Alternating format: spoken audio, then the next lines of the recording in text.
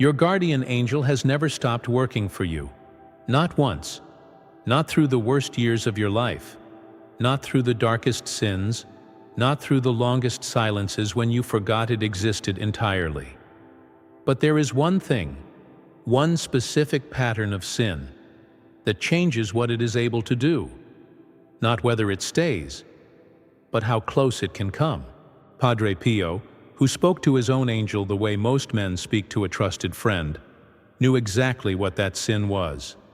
He saw it operating in the confessional every single day of his ministry. He watched what it did to the invisible space around a soul.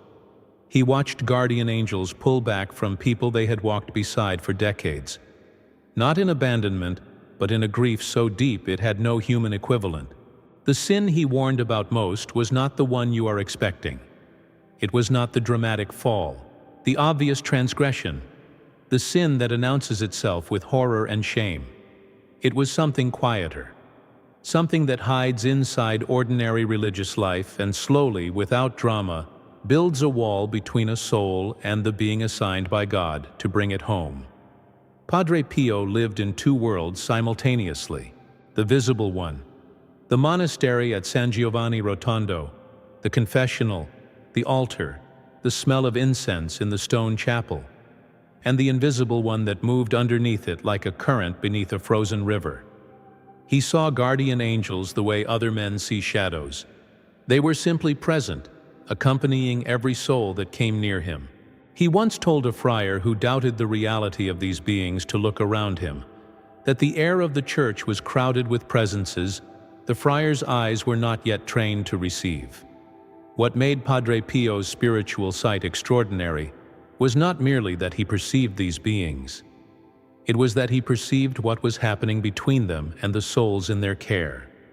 He could see the quality of the space between an angel and a person. He could see when it had changed. Picture the line outside the confessional on a cold Tuesday morning in November, sometime in the years after the Second World War. The line begins before sunrise. Farmers in heavy coats, mothers with children pressed against their legs, men who have traveled from other cities and slept outside rather than lose their place, all of them waiting to enter that small, dark space where Padre Pio sits behind a wooden screen, his wounded hands folded in his lap. For most of them, the wait stretches into hours. For him, there is no waiting, only an endless succession of souls arriving with everything they carry, visible and invisible alike. What the people standing in that line could not see was the full reality of each arrival.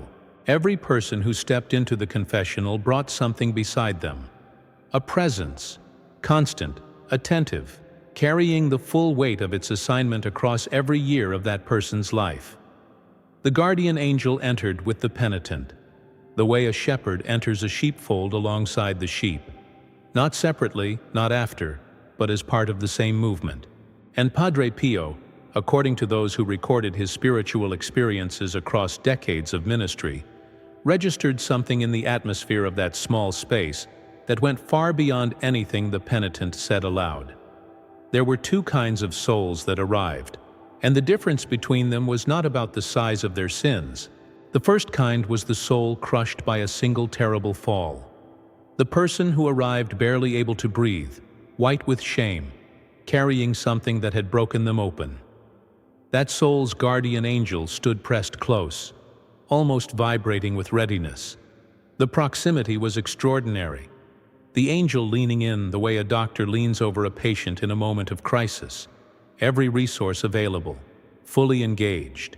These souls were painful to receive, but they held something valuable inside the pain. An open interior. The fall had cracked them open, and inside the crack was space where grace could immediately begin to work. The second kind of soul was the one Padre Pio feared for most, not the one who arrived broken, the one who arrived comfortable, the one who had been confessing the same sins, in the same order, with the same mild regret, for going on 7 or 10 or 15 years, not because they were overcome by weakness and fighting to stand up, but because, somewhere beneath what they admitted even to themselves, they had stopped believing the sin was truly a problem that required real change. They had built, without noticing, a smooth and functional routine, sinning, feeling a manageable guilt, confessing on schedule, returning to the sin. A cycle that felt like faith but functioned like habit. A cycle that had the shape of conversion without its substance. When someone like that knelt behind the screen, what Padre Pio perceived, in the space where the guardian angel should have been pressing close, was distance. The angel was still there. It could not leave, would not leave, had no mechanism for leaving, but it had pulled back to a remove that should not have existed. Not in anger, not in judgment, in the particular grief of a being that has been offering its hand for a decade to someone who keeps reaching past it. The theological tradition that formed Padre Pio's entire understanding of the soul has a precise name for this pattern of sin. Presumption, not the presumption of despair, the sin of assuming God will not forgive. The opposite, the assumption, never spoken aloud, but expressed in every repeated return to the same sin without genuine amendment, that God's mercy is available as a convenience, that the sacrament of confession functions as a reset button, that grace will wait for as long as necessary while the soul delays making any real change. This was the sin Padre Pio described, in the testimonies those around him preserved, as among the most dangerous he encountered, precisely because it was invisible from the outside and nearly invisible from the inside. Consider what the guardian angel's work actually is. It is not passive companionship. The angel does not simply stand nearby offering a kind presence. From the moment of its assignment at birth, the guardian angel is working, placing small prompts in the path of the soul it guards, nudging it toward the choice that opens rather than closes, whispering, in the interior language of inspiration, away from this path and toward that one. A chance encounter arranged, a sudden thought of prayer in a moment of danger, a discomfort in the soul just before a wrong choice is made, quiet enough to ignore, but real enough to feel. All of this requires proximity. It requires a soul that still has some sensitivity to its interior movements. And that sensitivity is exactly what habitual presumption slowly destroys, not in a single blow, but by erosion. The way a riverbank gives way not in a day, but across 100 small collapses that no one notices until the bank is gone. Each time a soul commits a sin, it has already confessed without intending to change. It registers something in the invisible world. A slight increase in the distance, a fraction of a degree of numbness that settles over the interior. The prompt the angel placed was there. It is always there. But the soul walks past it a little more easily this time than last time, because this time it has more practice walking past it, and the practice accumulates. Slowly the interior surface of the soul, in that one area of repeated compromise, becomes like a wall that has been painted over so many times, the texture underneath has disappeared entirely. The angel's work still arrives at the wall, but it cannot find purchase. It cannot enter. This is what Padre Pio saw, across thousands of confessions, in the bodies of the souls who stood before him. An angel standing at a distance it was never meant to stand at. A gap in the invisible world between guardian and guarded, shaped not like a wound but like a slow forgetting. Not like a door slammed shut in an act of rage, but like a door that has simply never been opened, year after year, until the person inside has forgotten that the door is there. There is a scene woven from the pattern of many accounts of Padre Pio's confessional work. Not a single recorded event, but something assembled from the testimony of those who witnessed him across years. A man kneels behind the screen. He is in his 40s, by every visible measure a Catholic in good standing. He attends Mass. He provides for his family. He speaks respectfully of the faith when the topic arises at the dinner table or in the cafe. But he carries, in a specific corner of his interior life, an unaddressed dishonesty, a private compromise he has made with himself about the way he conducts part of his work, a habitual small injustice toward others that he has confessed repeatedly but never genuinely surrendered. He knows it is a sin. He confesses it every time, but each confession ends with something more like the intention to be less obvious about it than the intention to stop. In the confessional, Padre Pio goes still, not cold. Stillness and coldness feel entirely different, and those who knew him understood the distinction. This is the stillness of someone who has just seen something clearly and is deciding how to speak about it. What he perceives, in the manner those who studied his spiritual charisms would later describe, is the man's guardian angel standing at a remove that tells an entire story without words. The angel's posture, to whatever extent spiritual beings have posture, is not defeated. It is waiting. It has been waiting for years. And between the angel and the man, there is a film, not visible in any ordinary sense, but real in the spiritual world the way scar tissue is real in the body, made from every moment the man chose to keep that door locked rather than open it. Now consider what the angel standing at that remove actually experiences across those years of waiting. This is territory the mystics have always approached carefully. The inner life of spiritual beings is not fully knowable to human minds, but the Catholic tradition holds that angels possess a kind of love that is, in its own way, even more focused than human love, because it is not divided among dozens of concerns and relationships. A guardian angel's love for its charge is singular, total, oriented entirely in one direction, which means that the slow building of distance between it and the soul it guards does not fade into the background of other concerns. The angel holds the whole reality of the gap, all at once, for as long as the gap exists. It sees the soul's potential with perfect clarity, what the soul could become, what it is being called toward, what gifts are waiting on the other side of surrender, and it sees, with equal clarity, the one locked room that is keeping the soul from moving forward. And it continues offering. Day after day, decade after decade, it continues placing its promptings at the edge of that locked room's door, not because it expects them to break through by force, because it knows that one day the soul will decide to listen, and it intends to be still offering when that day arrives. Those who passed through Padre Pio's confessional during those years often described what he said to this kind of penitent as something between surgery and a slap. Not unkind, not theatrical, simply direct in a way that could only come from someone who was not responding to what you said, but to what he could actually see. He did not ask questions. He named what was happening.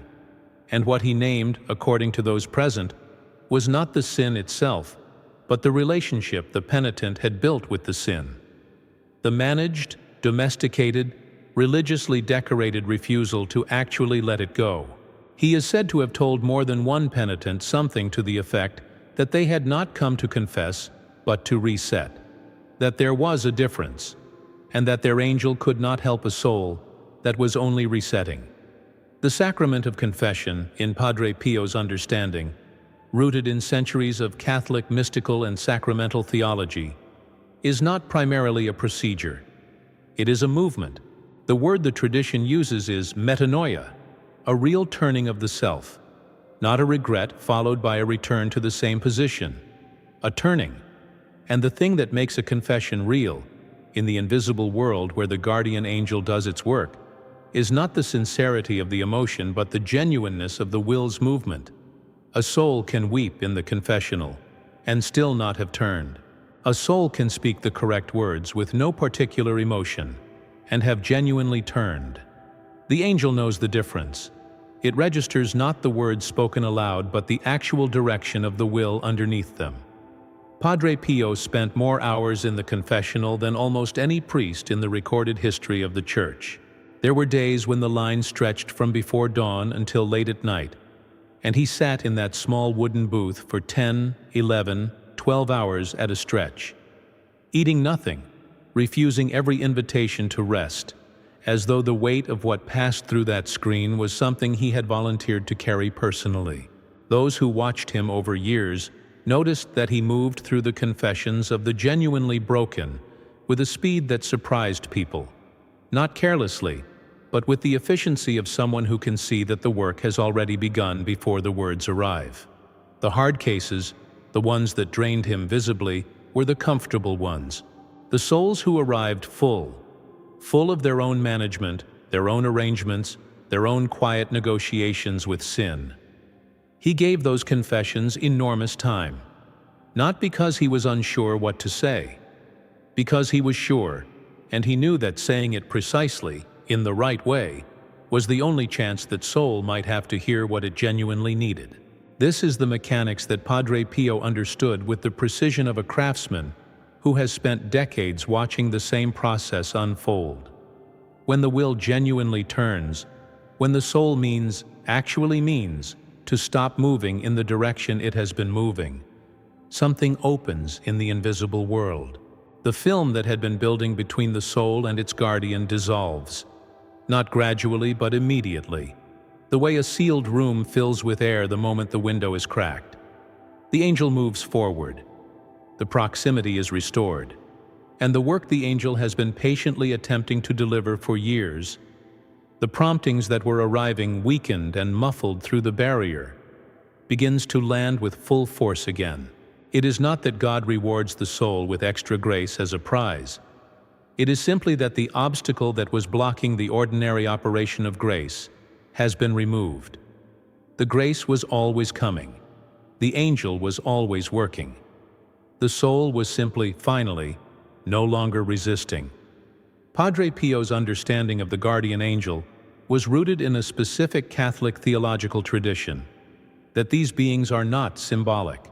They are not metaphors for good impulses or the human conscience given an angelic image. They are real, individual, assigned, and relentlessly dedicated to a single task: the safe delivery of one specific soul into eternal life. He communicated with his own guardian angel directly, sent it to others when they were in need, and spoke of it in terms that made the friars around him understand he was not being poetic. When he described what sin does to the space between a soul and its guardian, he was describing something he had observed with the same directness as a doctor describing what infection does to tissue. What made the sin of presumption particularly devastating in his view was not what it did to the soul's relationship with God, though it did tremendous damage there too. It was what it did to the soul's capacity to receive help. God does not stop offering. The angel does not stop working.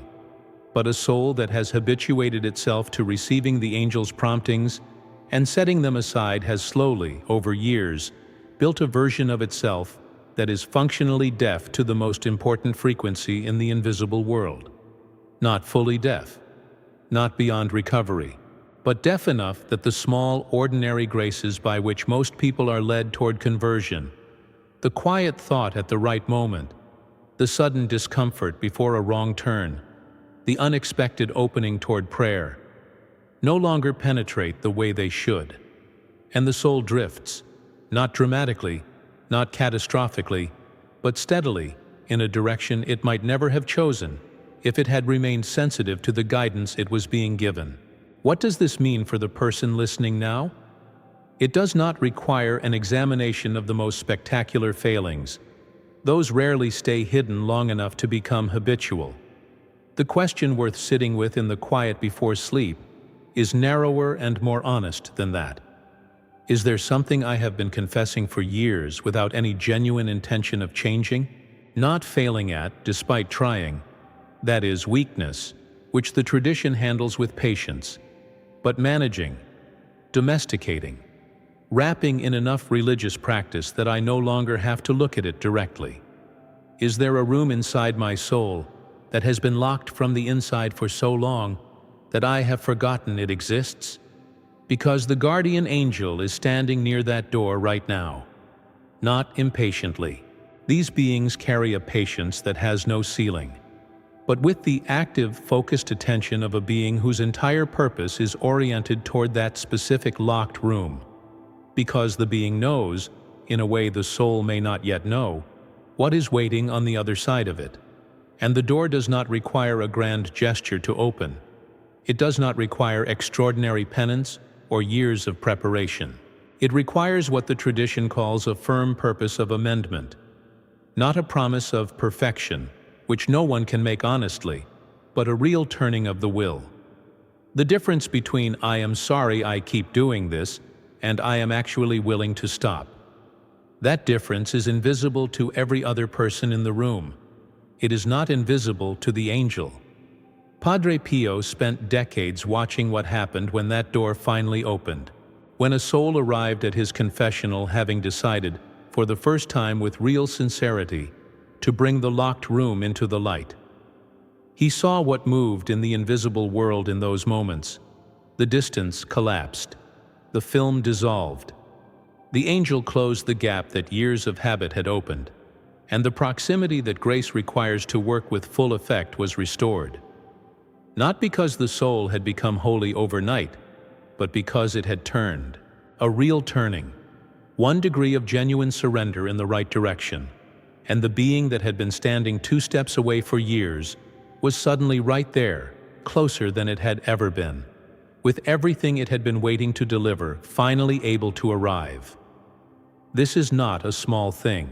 The restoration of that proximity means that the invisible assistance available to the soul in its daily life, the prompts toward good choices, the warnings before wrong turns, the arrangements of grace that the angel orchestrates in the ordinary flow of hours, all of it returns to full strength.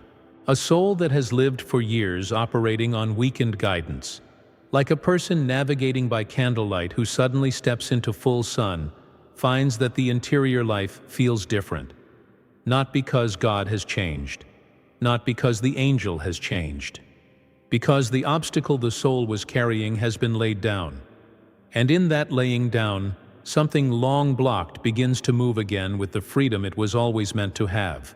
Those who knew Padre Pio described the way he looked after certain confessions, the ones where something had genuinely shifted, as a visible brightening.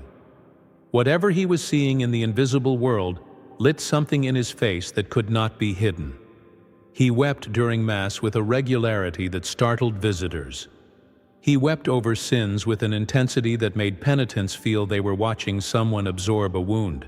But the testimonies also describe a different expression. Quieter, something closer to relief. When a soul arrived and genuinely opened the door it had kept locked. When the angel in the confessional moved forward. When the distance closed. Your guardian angel has never stopped working for you. It is working right now, placing things in your path, arranging small moments of grace, holding the door open from its side, waiting. The distance between what it is attempting and what it is able to reach is not a fixed fact. It is something that changes the moment you decide to change. Not when you finally succeed at the sin you keep failing at. When you finally stop negotiating with it. When you walk into the confessional not to manage the guilt, but to actually open the door. That is the moment the angel has been waiting for.